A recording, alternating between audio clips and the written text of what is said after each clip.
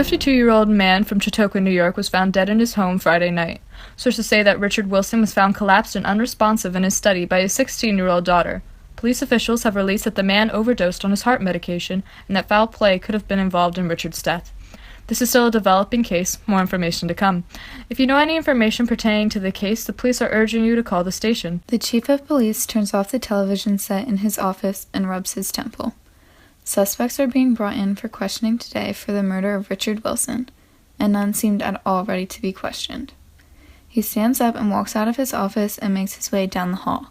Passing the suspect's room, he pauses. Glancing around, he sees that Richard's wife is nowhere to be found. Turning to the guard, he asks, "Where's Diane?" She had to be put in another room after Dr. Fisher walked in. She kept screaming at her about how this was all her fault and that she was a monster. We tried to get her to sit and calm down, but she wasn't having any of it.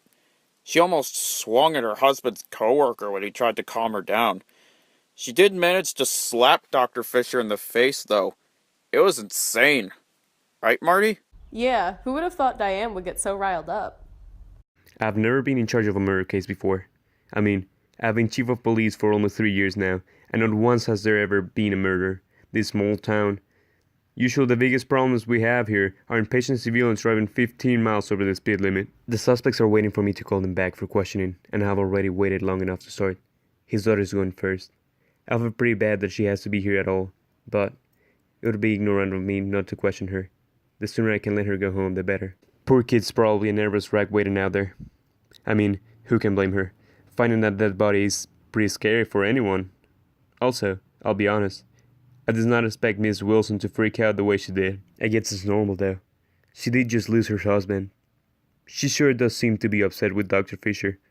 I have to keep that in mind. As for the rest of the people, I'm not too sure what to think. John Murphy worked with Richard, and Scott Williams walked his dog every morning with him. I mean, that doesn't sound very suspicious to me. And Chris Rogers is Rich's brother-in-law, but from what I can hear, the pair got along fairly well. I think I just need to start talking with the suspects. Making guesses about what everyone is like will not do any good. It might just hurt the investigation more. Back in the room, the rest of the suspects are sitting down. One of the taller men is busying himself reading the New York Times and quietly humming. Next to him, a man dressed in a sharp business suit impatiently taps his foot while playing with his watch. A woman dressed in a knee-length white coat quietly makes light conversation with one of the officers stationed by the window. In the corner stands a slightly disheveled man holding a woman's purse. A young girl sits next to him, shaking and looking as if she might pass out from how hard she's been crying. The door swings open, and the police chief walks through with 2 young officers following behind. The police chief feels a slight chill go down his spine as he realizes one of these people in the room is a murderer. Someone capable of ending someone's life, but not capable of owning up to it. One of the young guards walks up to the crying girl and places his hand on her shoulder. "Maggie Wilson?" She says. The young girl looks up at the guard, nodding. "I need you to come with me, Miss Wilson. We have a few questions we would like to ask you." Maggie looks at the man next to her with big, terrified eyes. The man reaches over and gives Maggie a hug, encouraging her to go with the guards. Maggie slowly stands up and walks over to where the police chief is standing. I'm Chief Harris. I'll be in charge of your questioning today. We just have a few questions for you and then you'll be out of here in no time. Maggie gives him a small smile. Okay, thank you, sir. Chief Harris guides her through the halls of the police station and into a small room. The officers file into the room with Maggie and the police chief right behind them. The room is almost empty, cold furniture filling the dust-covered 12 by 12 foot space. A table with a chair on either side, a computer for notes, a whiteboard on the wall, and a surveillance camera in the corner. In the 50 years since the creation of this police station, this was the first time anyone had ever had to use this room to interrogate a murderer. He motions for Maggie to sit at a seat across from him. One of the officers brings in a pile of papers and puts them on the table for Chief Harris to read. Maggie slowly looks around the bright, dusty room, wringing her hands, anxious to start the questioning. I'm pretty nervous, although it's not because I did anything wrong. Who wouldn't be nervous when being questioned about their dead father? This is ridiculous that I even have to be here. I mean, he was my father.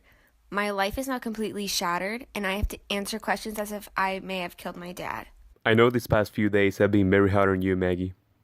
But we need you to talk to us so we can help you and your family move on from this tragic event. I'll try and answer as much as I can, but I don't even know what is really going on anymore, I say in despair. Everything was normal at home up until the point that it wasn't. Everything seemed to crash all at once. I don't even know who could have possibly killed my father. Everyone loved and cared about him. I don't think anyone would have even wanted to hurt him. The police chief slowly speaks from across the table. Can you start by telling us what happened when you arrived home on Tuesday night? Well, I was just getting back from dance practice when I noticed the light in my father's study was on. He's usually never home at this time, and so I was a little surprised. He just got this huge promotion at work. Dad has had to put a lot of time into getting this new job, and he seemed really excited when he got it. The only thing is that Mom and I never really see him anymore during the day, and when he's home, he's usually in his study with the door closed, or sleeping. So, his door is usually closed when he's in his study? Yes, he likes it to be completely silent when he's working or else he gets distracted. Usually the door being closed means he wants to be left alone, but I hadn't really talked to him in a while, so I just decided to say hi. And what did you see when you opened the door? Well, I knocked and called out to him, but he didn't respond back to me, and when I opened the door, I saw him slumped up against the desk while he was sitting in his chair. I thought he had just fallen asleep, so I walked over and I tried to wake him up. When I looked at him, I saw he was very pale and cold, and it really scared me. I noticed he wasn't breathing, and he wouldn't wake up no matter how much I shook or yelled at him, and I burst into tears and closed my eyes. So I called 911 and begged them to come to the house and save my dad, but by the time they got to the house, he was already dead. I don't understand why this happened. One of the police officers comes over to comfort me, and I relax into the hug. She helps me calm down enough so that I can continue speaking to the police chief. Other than that, nothing out of the ordinary happened that day. I woke up and my dad had already left for his daily morning walk with Scott, and my mom was leaving for work. I finished packing my lunch, and then my mom drove me to school. I wasn't home right away because I had dance practice after school, which ran late. Mom was out with her work friends like she does every Friday night, so no one other than my dad should have been in the house. Chief Harris looks at me with sad eyes. I don't know how to respond. I wouldn't need any pity if some person didn't kill my dad. Did that person consider the other lives he would be destroying? Can you think about anyone who would have a motive to kill your father? Shaking my head, I say, no. I mean, he and my mom have been fighting recently, but it's only because he's never home. He's always at work, and Mom's getting pretty lonely. But she would never kill him. My mom couldn't do something like that. The police chief smiles sadly at me and asks, Is there anyone else that would have access to your house? Well, my dad's work friend, Mr. Murphy, has the keys to the house. Dad's always leaving work papers at home that they need, so we eventually just gave Mr. Murphy a key so he could grab them on his way to work. Anyone else? Uncle Chris does, but he wouldn't kill my dad. He's my mom's rock. He knows how Dad's death would just destroy her. That's all we need for now, Maggie. Thank you for being strong enough to talk to us. Please just find who killed my dad. I want them to pay for what they did to my family. We will, Maggie. We will. Detective Ellery will see you to the waiting room. I nod and slowly walk over to where the detective was standing. She smiles at me and says, You did really well.